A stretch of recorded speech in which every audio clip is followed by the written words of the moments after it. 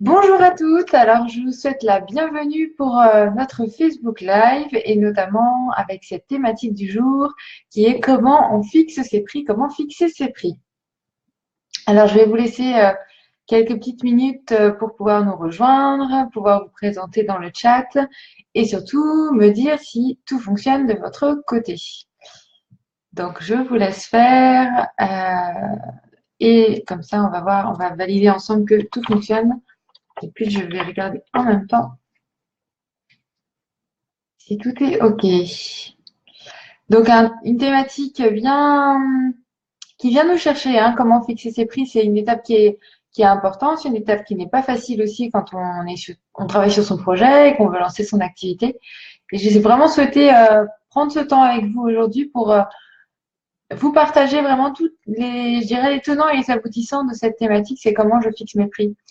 Souvent, on arrive voilà, on a une idée de notre projet, on a une idée de ce qu'on veut faire, de ce qu'on veut proposer, mais l'étape de fixation de ces prix est comme un palier un petit peu à franchir et surtout vient nous chercher sur pas mal de plans. Donc, c'est en fait ce que je vous propose de venir échanger ensemble, vous partager aujourd'hui, et puis pour pouvoir justement vous aider à bien définir vos prix et à prendre en compte tous les paramètres qui sont importants pour bien le faire et bien vous mettre dans cette démarche-là. Donc, pour celles qui sont en train d'arriver, je vous invite à me dire si tout est OK. Je vous invite à me dire si ça fonctionne, si vous m'entendez. Dites-moi tout ça. Est-ce que c'est OK? Et je vous invite aussi à vous présenter dans le chat pour dire qui vous êtes et puis où est-ce que vous habitez notamment.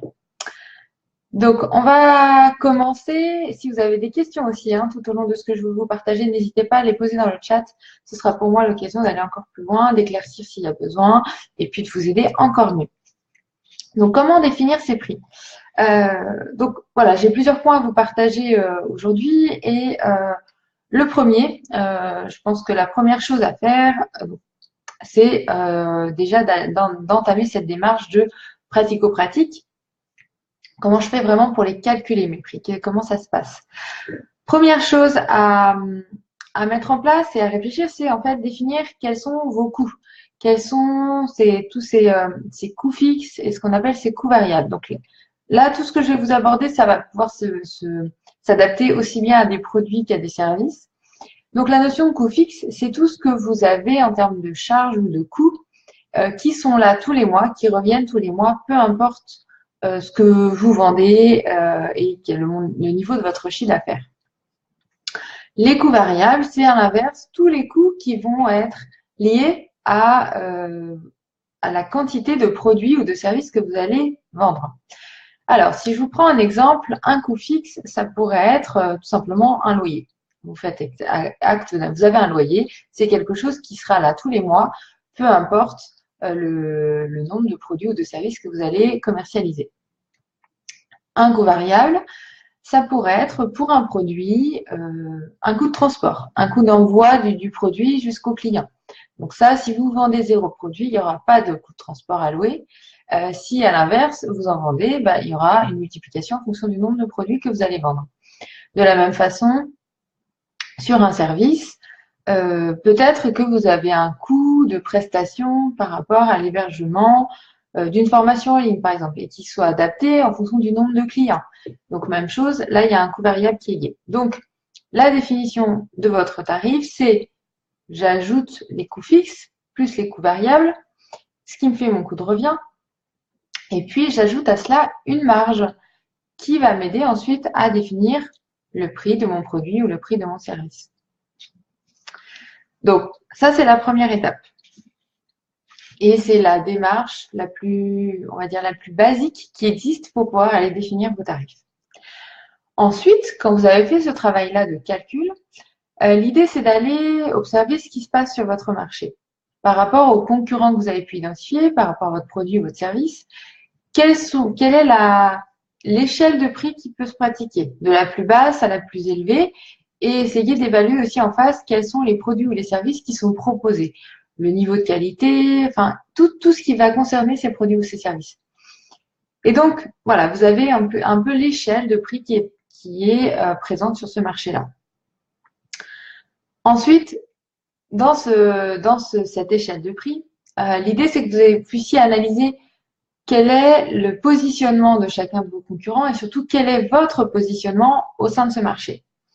Ce que je veux dire par là, c'est par rapport à votre produit ou votre service, est-ce que vous allez plutôt être sur quelque chose de très basique, on va dire même d'entrée de gamme, ou est-ce qu'à l'inverse, vous allez plutôt être sur quelque chose d'haut de gamme où vous vous tournez vers la qualité? Et ça va vous orienter sur quel est le niveau de l'échelle de prix que vous pouvez proposer face au niveau de qualité ou au positionnement que vous allez avoir sur votre produit ou sur votre service. Quand on est sur un produit plutôt entrée de gamme, eh bien finalement, on va plutôt capitaliser sur un prix qui ne sera pas très haut, mais par contre, on va capitaliser sur la quantité de produits que l'on va vendre pour atteindre un chiffre d'affaires suffisant. À l'inverse, quand on va se positionner plutôt sur quelque chose de haut de gamme et on va vraiment cibler la qualité que l'on veut apporter à notre client, peu importe si ce soit un produit ou un service, eh bien là, on va se permettre d'avoir un produit qui va être avec une plus forte marge, en tout cas un plus fort prix. Et puis, on va donc avoir peut-être moins de quantité face à ce service ou à ce produit, mais on va vraiment axer sur la qualité. Donc, ce positionnement, il est important parce que il est en cohérence et en connexion aussi avec vos valeurs, avec ce que vous avez envie de proposer à vos clients, avec votre positionnement, et ça va être connecté aussi avec toute la communication et tout le marketing que vous allez mettre en place en face. Donc, c'est important que vous sachiez, vous, face à ce que vous voulez faire de votre activité, face au type de client que vous souhaitez accompagner, est-ce que vous êtes plutôt sur quelque chose d'entrée de gamme, de milieu de gamme ou plutôt haut de gamme? Et donc, on n'est pas nécessairement dans la notion de luxe, mais c'est vraiment plutôt la notion de qualité qui compte dans cette démarche-là. Donc ça va vous aider en fait à vous positionner et à estimer déjà le juste prix qui pourrait correspondre à ce que vous proposez, ajouter à déjà toute la démarche que vous avez fait en termes de calcul concret, donc avec la notion de coût de revient et la notion de marge dont on a parlé. Ensuite, ce qui est important de retenir aussi, c'est que vous connaissiez bien vos clients ou vos prospects, votre communauté. Plus vous allez bien connaître vos clients, vos prospects, votre communauté, plus vous allez aussi sentir quel est le niveau de prix qu'ils sont prêts à dépenser pour avoir accès à vos produits ou à vos services. Et ça va être lié nécessairement à votre positionnement. Donc, la meilleure connaissance de vos clients va aussi vous aider à vous positionner dans cette politique tarifaire que vous allez mettre en place. Ensuite, j'aimerais aussi vous partager que pourquoi est-ce que cette démarche de tarification, elle est difficile? C'est qu'en fait, on est parfois perdu dans l'estimation de nos prix. Parfois, on a envie il y a notre ego qui vient parler quand on est en train de définir nos prix, et parfois, on va mettre un prix trop cher parce qu'en fait, pour nous, ce prix vient nous valoriser ou vient estimer la valeur que l'on se donne à nous-mêmes. Donc, notre ego peut parfois nous pousser à mettre des prix trop importants. Donc, c'est important d'écouter si ce que vous ressentez face au prix que vous avez décidé pour votre produit ou votre service, est-ce qu'il est cohérent par rapport à ce que vous proposez, cette offre que vous proposez? Est-ce qu'il est cohérent par rapport à ce client que vous avez ciblé? Est-ce que ça vous semble, est-ce que ce client vous semble prêt à faire telle dépense face au prix que vous avez décidé? Est-ce qu'il est cohérent face à ce marché que vous ciblez, dans lequel vous vous positionnez? Et est-ce qu'il est cohérent par rapport à vous et qu'il ne fait pas trop appel à votre ego? On va dire de façon opposée, le manque de confiance en soi peut aussi nous amener à positionner des prix trop bas. Et pour le coup, vous allez vous dévaloriser dans l'échelle de votre prix. Donc, c'est aussi important d'aller écouter et de vous connecter à vous-même, en fait, pour essayer de sentir quel est ce juste prix. Un des moyens pour pouvoir vraiment savoir si c'est le juste prix, c'est aussi d'avoir en tête ce produit ou ce service que vous proposez à vos clients. Et puis de vous dire, et de dire à voix haute, en fait, de vous entraîner à présenter ce produit ou ce service et de dire à voix haute, dans la foulée, le prix qui correspond à ce produit ou ce service. Si vous sentez vraiment que vous êtes trop stretché et que vous n'êtes pas à l'aise avec ce prix-là, aller un petit peu en dessous. Parce qu'en fait, ça va se ressentir quand vous allez parler de votre produit ou de votre service. On va sentir que vous n'êtes pas à l'aise, on va sentir comme un décalage entre ce que vous estimez de votre produit ou votre service et le prix que vous positionnez en face. Et donc, ça ne va pas être fluide. Ce qui est important, c'est que quand vous parlez de votre produit, votre service et du prix que vous proposez en face, il faut qu'il y ait cette fluidité. Il faut qu'on sente que vous êtes à l'aise. Donc, il ne faut pas que vous vous rabaissiez, mais il ne faut pas non plus que vous soyez trop stretché, sans quoi vous risquez de vous mettre mal à l'aise et donc de mettre en risque cette possibilité de pouvoir vendre votre produit ou votre service. Et puis enfin, dernière chose, je pense qu'il est important aussi d'avoir conscience qu'un produit n'est jamais fixe. Donc, vous ne vous engagez pas quand vous êtes en train de réfléchir sur votre prix à fixer un prix qui va durer dans le temps, qui va être là sur une année, il peut être là sur une année, mais il peut être aussi là sur une durée plus courte, valable sur une durée beaucoup plus courte qu'une année. Mais surtout, il n'est pas fixé sur 5 ans, il n'est pas fixé sur 10 ans. Vous allez être amené à le modifier parce que vous allez peut-être aussi apporter de la valeur ajoutée, parce que vous aurez aussi recueilli des témoignages, parce que ce produit ou ce service aura pris de la valeur avec le temps. Donc, ce qui est important de retenir, c'est de se dire que je ne m'engage pas sur une décision sur le long terme, donc de dédramatiser ce choix de prix, et puis d'avoir conscience que finalement, les témoignages vont vous permettre, avec le temps aussi, de pouvoir augmenter vos prix parce que vous aurez voilà, une reconnaissance, on peut dire, sociale de tout ce que vous avez mis en place et de ce produit ou de ce service.